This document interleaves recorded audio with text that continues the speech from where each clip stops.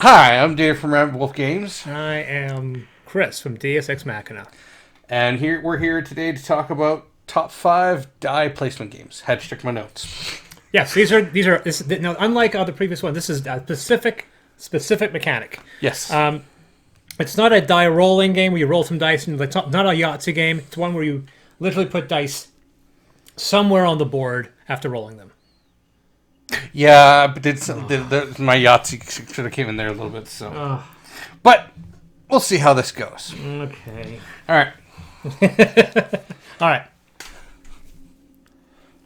right.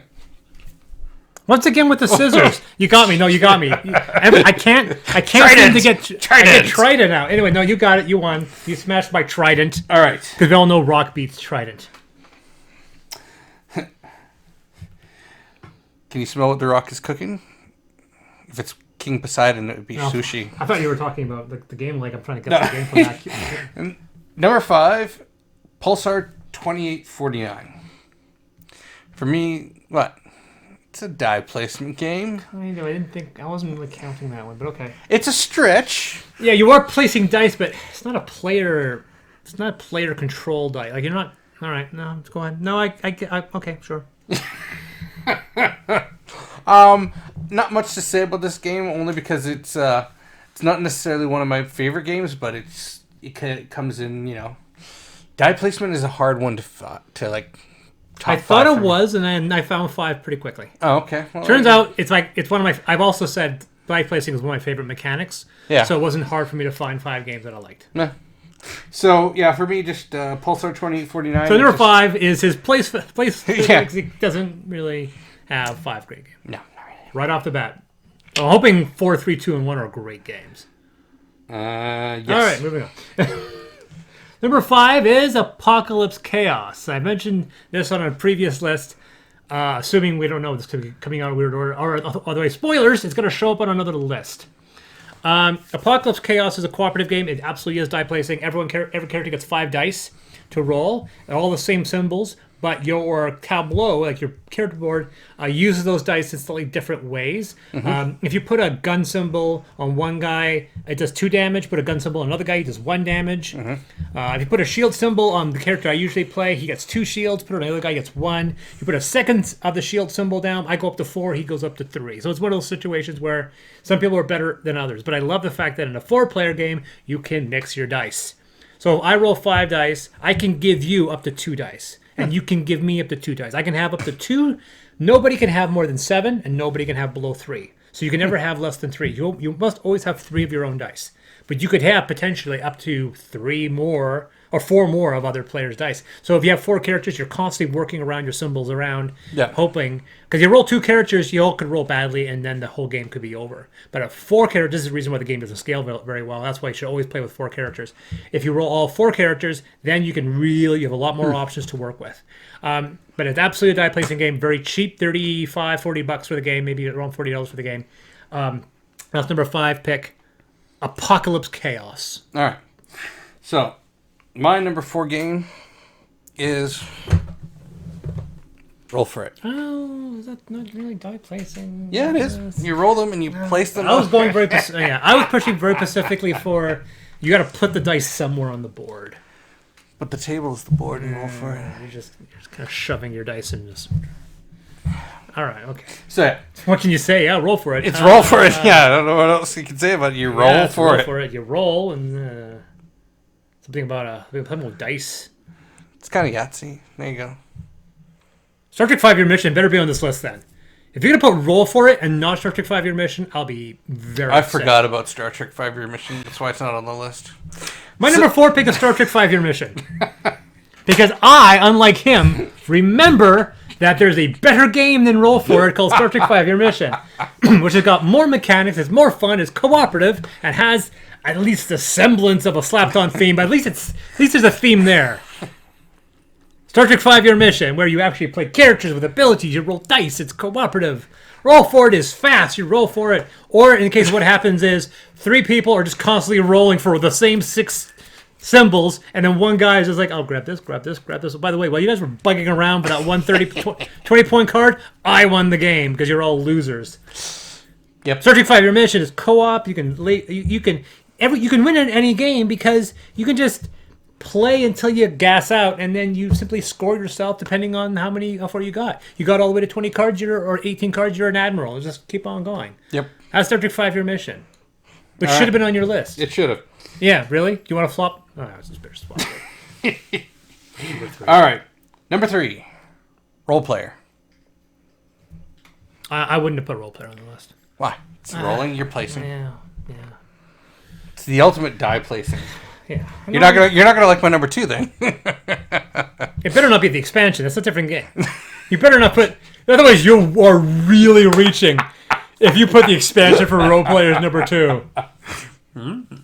Yeah, I can see that. Go on, keep going. Yeah, so it's it's that take on the rolling for your character in D&D or any other RPG type kind of style game and turning it into an actual game. I find it a lot of fun. Is it a great game? Is it a fun game? That's all I have to say on it. Exactly. Yeah. So that was number 3, role player. So I'm on number 2 or number 3? Number 3. And number 3 for me is Sagrada. Sagrada is another, I think, Sagrada, oddly enough, Sagrada replaced Roll for it. And when I'm trying to get people into playing the game, I want to get my sister into playing a game. And she's like, no, let's just play Cards Against Humanity. I'm like, no. I'm done with Cards Against Humanity. I'm done. So I tried to play into Sagrada, and she loves Sagrada. She still says, "Oh, I'm not a board gamer," but she really loves Sagrada because of how pretty the game is. It's got unnecessary levels of these beautiful stained glass windows. You could have just had the tableau, but they made that beautiful stained glass character board. It's not a difficult game to master. It's not a difficult game to learn. It can be a tricky game to master because you're constantly moving, trying to figure out how to put your tableau in. You're moving abilities to swap things around. Yeah. Fantastic. Beautiful game. That's my number 3 pick, Sagrada. All right. My number 2 pick, real quick, Sagrada. Oh, well, there you go. Yeah. I don't feel so bad that you put Sagrada. Why is Sagrada better than role player? I have more enjoyment out of Sagrada than role player. I could have sworn you didn't like Sagrada as much. No, I like Sagrada. Wow, I thought it's a pretty basic game. Yeah, it is. But I have more enjoyment out of it than I do role player. I mean, we played role player the other night, and I was just like, yeah. So yeah, Sagrada for me. It just like everything you just said. Copy and paste. Yeah, pretty much. All right. My number 2. I fooled you. It's a role player. Yeah. Of course, it's gonna be a role player. I'm a gamer, for God's sakes. I know. Why would I do that? Of course. Yeah. And like I said, it's better than it.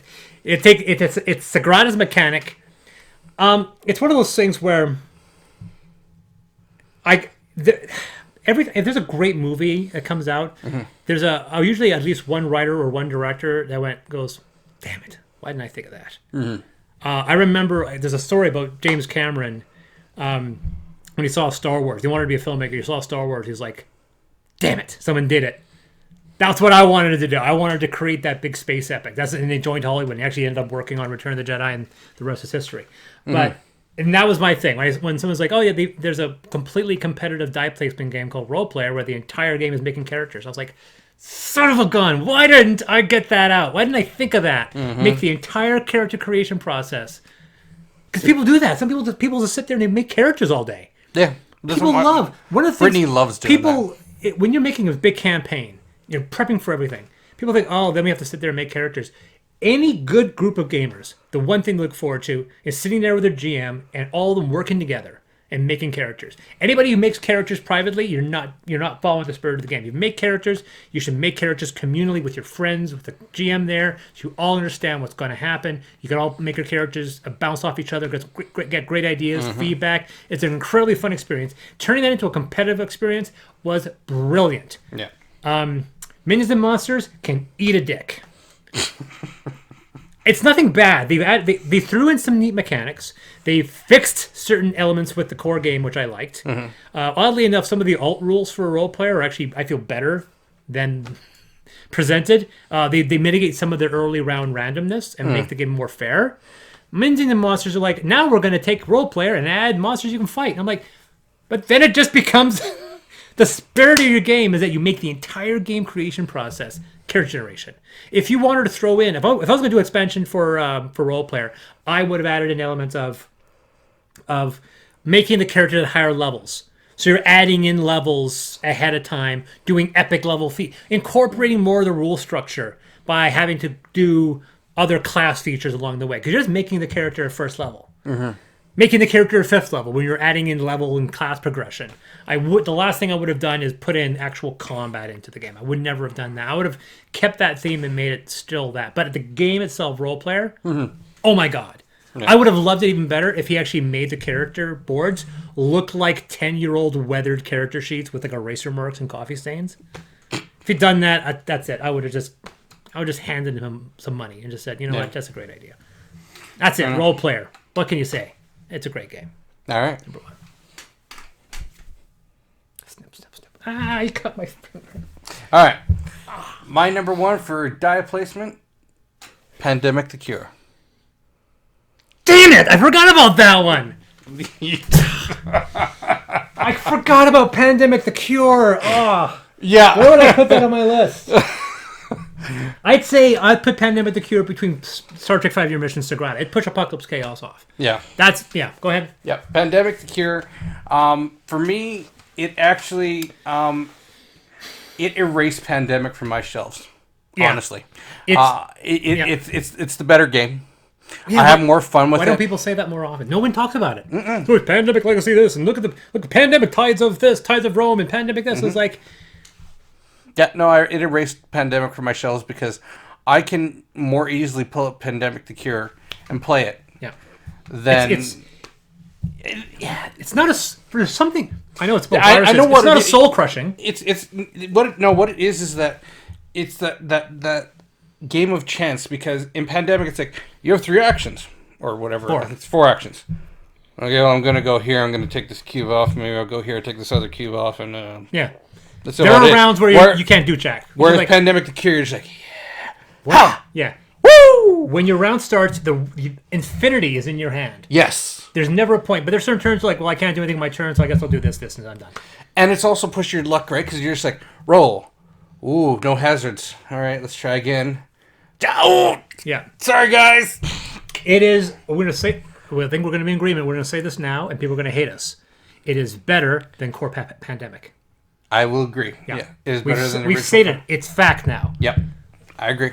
And the only reason why it's not in my collection is that it's getting really difficult to find. Oh yeah, and it's not cheap when it was. It's not cheap, but they show up in a game store, they vanish, and you. Yep. It disappears. It finally showed up in one of the big retailers after 2 years of waiting. Wow.